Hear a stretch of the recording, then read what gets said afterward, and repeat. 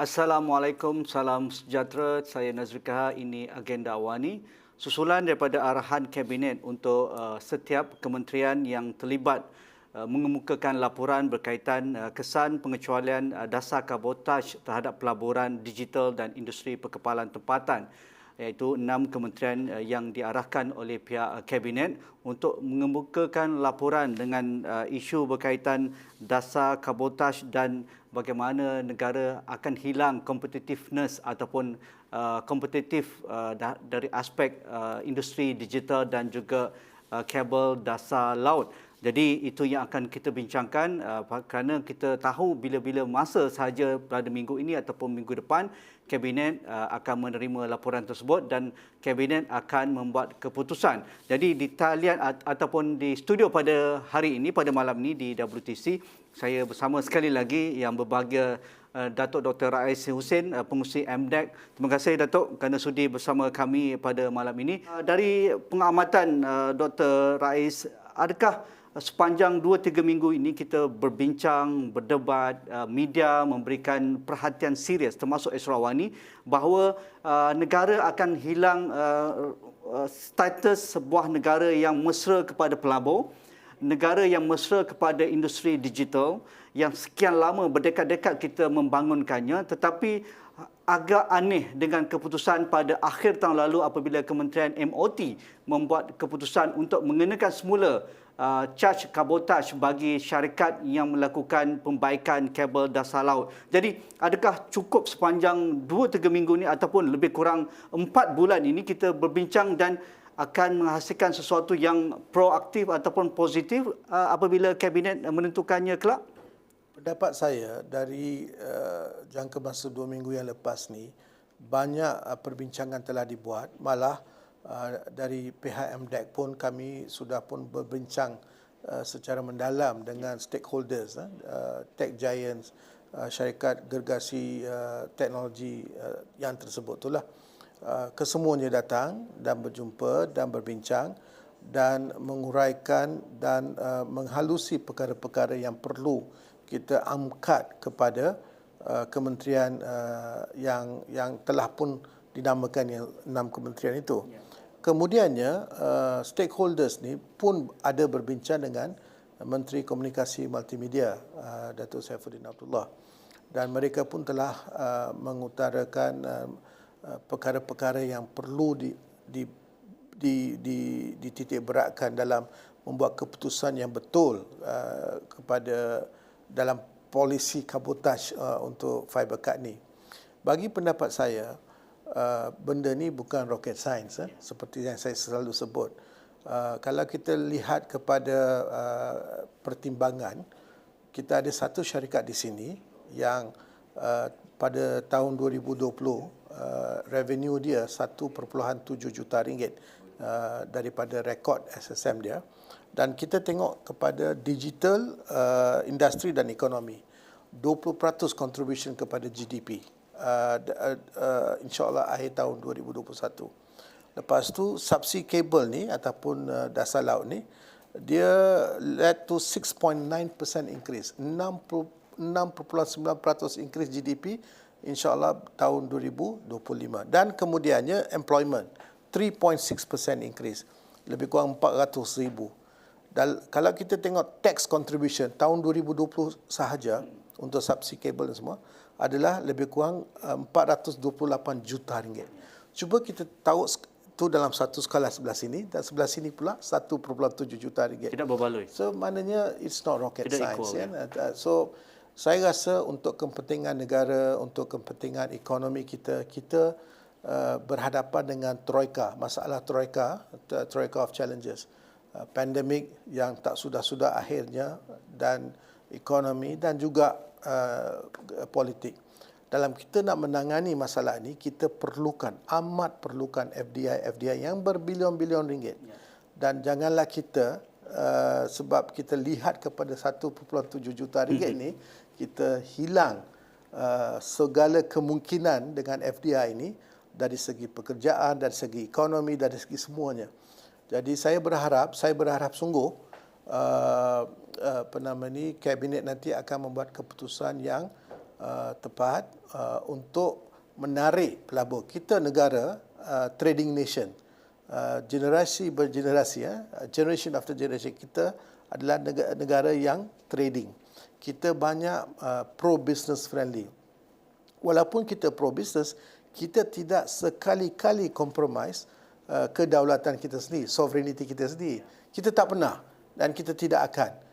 Malah dalam polisi kabotase yang perlu di-exempt as quickly as possible, mengambil kira Singapura ini sudah adakan moratorium untuk tidak membina data center sampai akhir tahun 2021 oleh kerana mereka tidak mempunyai clean energy yang cukup.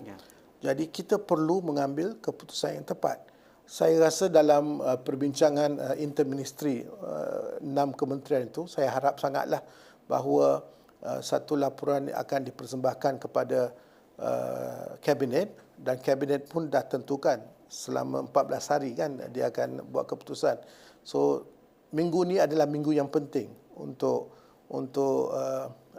isu ini, dan diharap sungguh.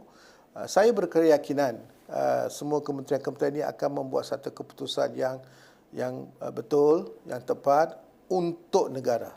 Okey, dari sesi libat urus dan pertemuan dengan tech giant company ini, Facebook, Microsoft, Google, termasuk juga operator tempatan seperti Telekom, Time.com dan sebagainya. Apakah concern utama, dan adakah mereka masih merasakan mereka tidak setuju dengan exempted ataupun charge kabotaj ini, dan mereka mahu tarik diri dari Malaysia, Datuk? Mereka ni very diplomatic lah dalam mengutarakan apa yang mereka ni ingin pertengahkan dalam isu ini. Satunya, dia kata keputusan untuk remove the exempt of submarine cable repair ini telah dibuat secara tidak dihalusi dulu, ya. Dan ini boleh memberi impak yang cukup besar. Ingat, dalam data center, dalam fiber business and so on, dia ni SLG led, service level agreement, service level guarantees, yang mengatakan 99.99% availability. Maknanya kalau kita translate dalam bahasa mudahnya, 53 jam setahun saja boleh outage, boleh rosak. Dan selebihnya syarikat-syarikat ini perlu compensate, ganti rugi. Jadi benda ni bukan main-main. Jadi bagi mereka ni, keputusan ni mungkin telah dibuat tanpa mengambil kira segala sudut industri ini. Satu, lagipun mereka selalu mengatakan tidak mempunyai cukup libat urus dengan stakeholders seperti mereka ni, foreign dan juga di Malaysia. Dan ketiganya, mereka mengatakan keputusan ini telah dibuat dengan tidak mengambil kira data dan sains. Sekali lagi, kalau kita cerita pasal kesihatan umum, pasal pandemik, ini berkaitan dengan digital dan juga pusat data yang kita ingin tarik. So bila dikatakan data dan sains, ada yang disebut katakan data sovereignty boleh menjadi masalah, boleh hack fiber tengah-tengah laut, macam-macam ceritalah. Yang ini cerita-cerita selalunya keluar dekat Hollywood ataupun fiction lah. Fiction kan, yang mungkin ada setengah pihak terkeliru dengan apa yang realitinya. Kalau kita tengok data ni tidak boleh dicuri just fiber cut macam tu saja. Dan data ni semua adalah encrypted. Dan dalam data ni, we are talking about gigabytes of data, bukan data kecil-kecil. Dan nak to de-encrypt data ni pun kita perlu ke data center yang besar, yang mempunyai powerhouse yang besar dan masa yang cukup. Sebab data-data ni semua dicampur kan, it's encrypted. Facebook, Google, Insta, macam-macam. Jadi sebab tu mereka mengatakan keputusan ini telah tidak dilandaskan kepada data dan sains. Jadi mereka berharap sungguh, sebab mereka ni pun kebanyakan, walaupun syarikat-syarikat antarabangsa dan juga syarikat domestik Yang mengetuai syarikat-syarikat antarabangsa di Malaysia adalah orang-orang Malaysia. Mereka tahu kita perlukan FDI ini. Mereka tahu kita perlukan pekerjaan baru dalam high-tech, high-value jobs. Dan ini adalah kritikal untuk negara kita. Janganlah kita sekali lagi buat kesilapan begini dan akan mengakibatkan kita kehilangan FDI ini. Datuk, antara argumen yang dibawakan oleh MOT, isu kabotase bukan isu baru. Sekian lama kita melaksanakan polisi kabotase. Tetapi tech giant dan syarikat berkaitan dengan digital, data center dan sebagainya mengatakan bahawa ya, negara lain ada pun kabotase. Tetapi isu kabotase yang dilakukan di negara lain sama juga di Malaysia lebih merujuk kepada hal berkaitan dengan kargo, berkaitan dengan penumpang dari satu lokaliti ke satu daerah ataupun negeri yang berbeza dan sebagainya di dalam negara yang sama. Tetapi mereka tidak mengenakan charge kabotase berkaitan dengan submarine cable ini dan pembaikannya sekali. Jadi argumen MOT mengatakan bahawa perkara ini bukan baru, melindungi pasaran syarikat-syarikat perkapalan tempatan. Jadi isu kabotase itu dijadikan isu nasionalisme, isu patriotik negara untuk melindungi daripada monopoli syarikat-syarikat pembaikan kabel asing, terutama dari Singapura, dari Taiwan, Hong Kong dan sebagainya. Adakah argumen ini betul, Datuk? Saya rasa argumen ini kurang tepat. Sebabnya kita kena ingat kabotase ni dikenakan kepada yang passenger, penumpang ataupun kargo. Itu wajar. Itu untuk protect domestic shipping industry, maritime industry, itu tak apa. Tapi bila kita mengambil kira baik pulih fiber dasar laut ni, itu adalah berbeza. Dalam dunia ni ada 2 negara saja yang mengenakan kabotase dalam baik pulih fiber cut ni. India dengan China. Dan dua-dua negara ni kita tahu rekod mereka untuk membaik pulih fiber cut ni amatlah lama. Sebab itu kita perlu ingat juga ownership of fiber cable ni bukan satu syarikat, 2 syarikat. Dia multi syarikat dan multi negara. Jadi kita mempunyai semua negara memiliki fiber ni. Sebab tu dalam 60 kapal yang buat baik pulih ni, 20 tu lebih kurang berpengkalan di ASEAN. Ya. Di 20 ni salah satu kapal tu macam ASEAN Cable Repair ni di equity sebanyak 16.1% dimiliki oleh Telekom Malaysia. Jadi kita kena fikir ini bukan isu patriotik. Isu patriotik ini sebenarnya kita dalam keadaan unprecedented. There's a data explosion. When I say data explosion, sebab pandemik, semua in terms of online purchasing, online dan semua, dah meletup sampai 83%. Tertinggi di ASEAN. Tertinggi di ASEAN. Jadi, bila ada penggunaan bandwidth begitu banyak dan kemudiannya kita dalam keadaan unprecedented, kita tidak dapat FDI secara mudah seperti sebelum ni, maka kita perlu ambil apa-apa FDI yang datang tanpa kompromi sovereignty. Dan data sovereignty is not an issue here. Sebab hacking tu boleh dibuat di banyak lokasi. Bukan saja, katakanlah dasar laut boleh. Mengapa dasar laut di pesisiran pantai Malaysia? Dia boleh dibuat dekat Laut Cina Selatan yang begitu besar tanpa diawasi oleh sesiapa. Jadi perkara-perkara begini ni adalah membuat cerita mereka storyline untuk support menegakkan benang yang terlampau basah. Bukan menegakkan benang yang basah, menegakkan benang yang terlampau basah. Cukup-cukuplah. Adakah Datuk melihat usaha ini memang dalam bentuk yang begitu strategik, iaitu mereka ada pelobi yang melobi Kementerian Pengangkutan sampai ke peringkat tertinggi iaitu menteri, dan menteri walaupun diasak di parlimen, sama ada bekas menteri ataupun ahli parlimen, sama ada backbenchers ataupun daripada pembangkang, beliau yakin ini yang terbaik buat masa ini untuk Malaysia, melindungi industri perkapalan tempatan, melindungi data negara. Jadi siapa di sebalik sebenarnya yang membawa usul ini supaya di U-turn semula dan melakukan satu perkara yang agak aneh ketika troika yang Datuk katakan tadi? Adakah ada organisasi di sebalik ini? Kita nampak Minister of Transportation mungkin mempunyai satu fahaman yang sebegitu. Tapi kita nampak Kementerian Komunikasi dan Multimedia, MOSTI, EPU dan semuanya mempunyai satu pandangan yang berbeza. Seperti dalam satu artikel baru-baru ini Digital News Asia, dia ada bagi tahu yang ketakseimbangan pendapat hatta di tahap kementerian pun. Jadi bagi saya minta lah, ini bukan kita nak debat, kita tak nak tengok siapa yang menang, siapa yang kalah. Ini bukan siapa yang menang, siapa yang kalah. Yang sepatutnya negara yang menang, sepatutnya rakyat yang menang, sepatutnya pekerjaan. Kita mempunyai 1.2 juta underemployment and unemployment among the youth. Jadi kita perlu fokus kepada apa yang boleh kita bawa kepada negara ini sebagai to expedite the economic growth, to provide employment dan sebagainya. Jadi kalau kita tengok daripada skala tu, then I think keputusan tu obvious lah. Jadi saya berharap, again, ini bukan debat, ini bukan siapa betul siapa salah. Kita buat keputusan berlandaskan fakta, data dan sains.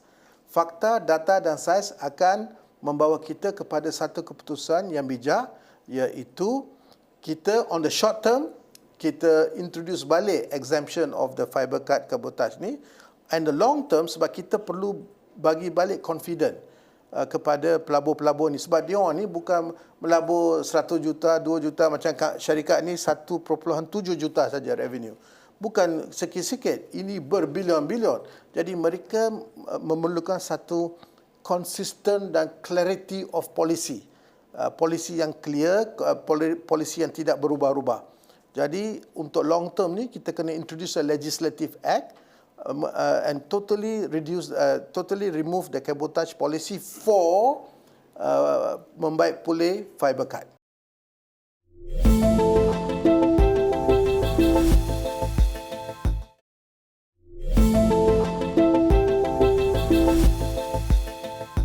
Datuk, ramai beranggapan apabila Kabinet mengarahkan 6 kementerian duduk semeja untuk membuat keputusan berkaitan dengan isu kabotase ini seolah-olah suatu lelucon, suatu yang agak kata pun aneh. Sedangkan isunya straight to the point, senang. MDEC boleh dirujuk, MOSTI boleh dirujuk, MIDEC boleh dirujuk. Mengapa sampai 6 kementerian? Tak apalah, tetapi mengapa keputusan Kabinet minggu ini amat penting untuk memberikan keyakinan dan juga gambaran bahawa Malaysia tidak mahu ketinggalan dalam larian ataupun perlumbaan menjadi hub data center dan juga industri digital. Malaysia tidak mahu ketinggalan untuk mendapatkan pelaburan bernilai tinggi, bukan kecil-kecil anak, Datuk kata berbilion. Mengapa ini tidak boleh dimaafkan lagi ataupun tidak boleh diulang lagi, Datuk?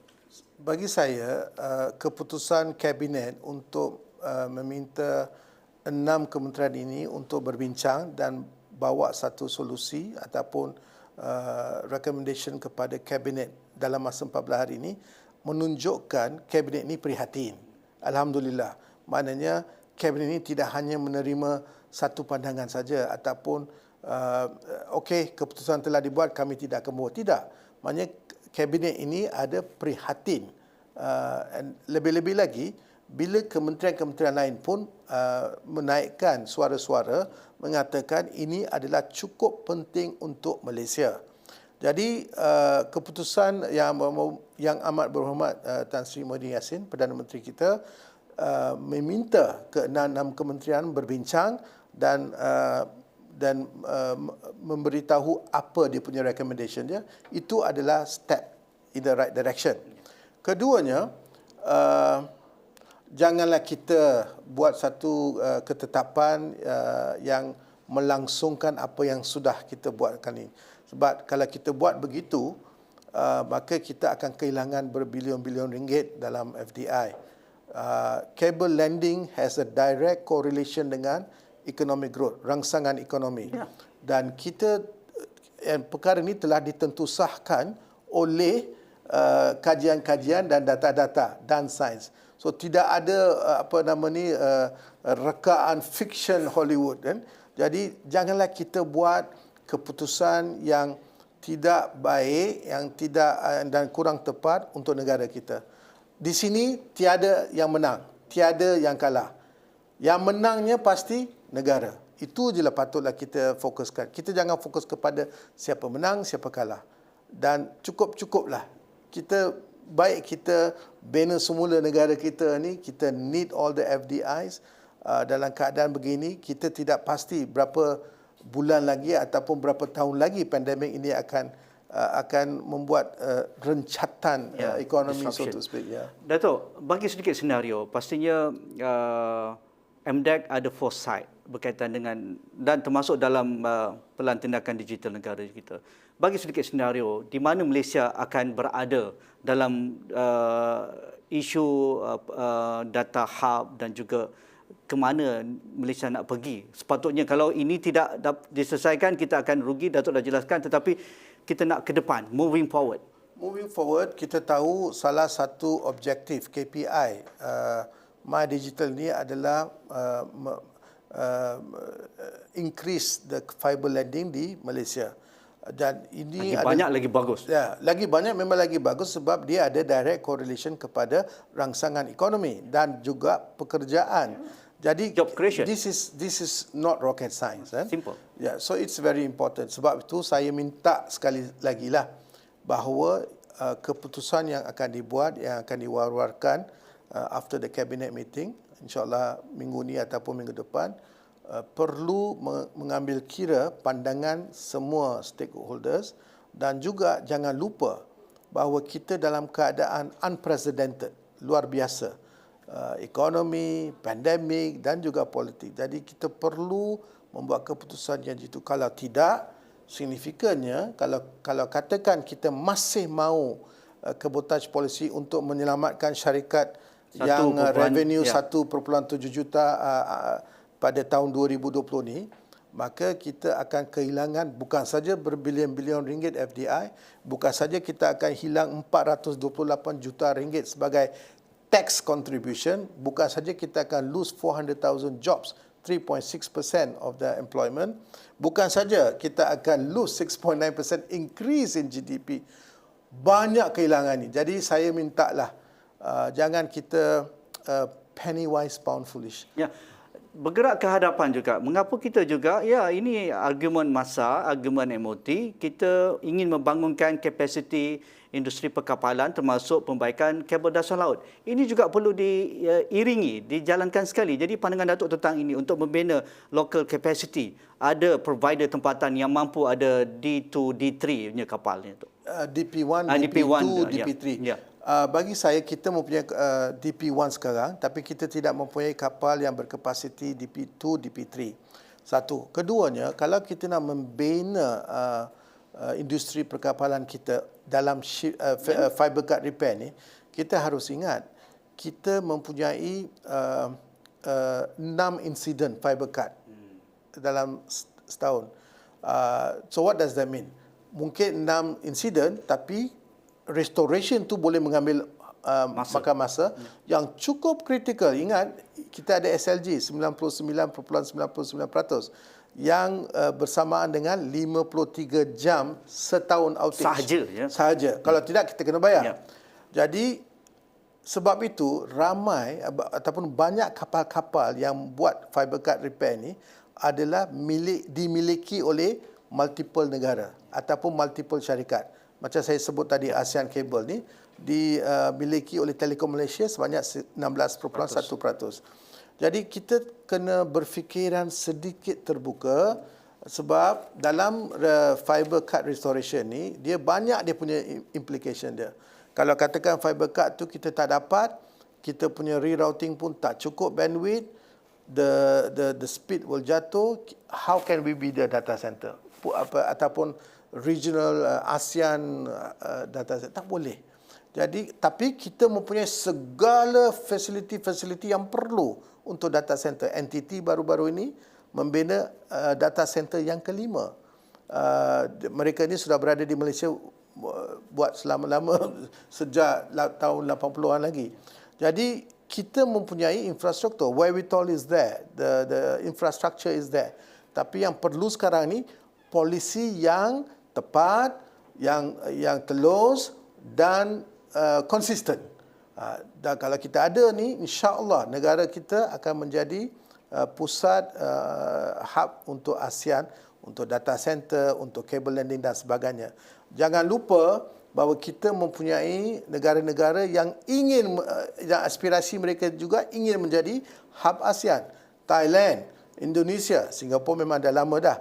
Thailand ni kalau dia cut across semenanjung Thailand tu, sebelah selatan ni, Segenting Kera tu, daripada sebelah barat ke timur, Strait of Malacca is completely redundant. Kita kena jaga tu.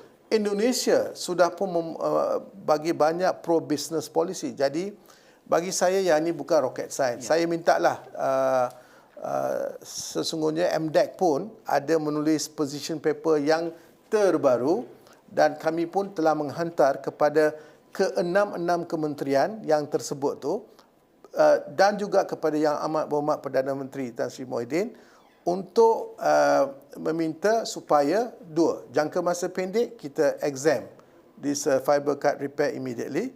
Jangka masa panjang kita introduce legislative supaya kita tidak lagi mengenakan cabotage policy on the fiber cut. Dan untuk memperkasakan industri perkapalan, kita perlu ingat there must be a scale, economics of scale. So perkapalan ni boleh membuat baik pulih bukan saja di pesisiran pantai Malaysia, also overseas. Dalam. Okey, terima kasih. Kita mengharapkan keputusan Kabinet akan mesra kepada pelaburan yang berbilion ringgit ini dan Malaysia mampu terus menjadi tarikan sebagai destinasi pelaburan berimpak tinggi ataupun bernilai tinggi bagi syarikat teknologi global dan ekonomi limpahan itu dapat dirasai oleh rakyat tempatan dan mencipta lebih banyak ribuan peluang pekerjaan. Terima kasih Datuk Dr. Rais Hussein, pengurusi MDEC. Itu saja agenda awani pada malam ini. Sekian, kita jumpa lagi.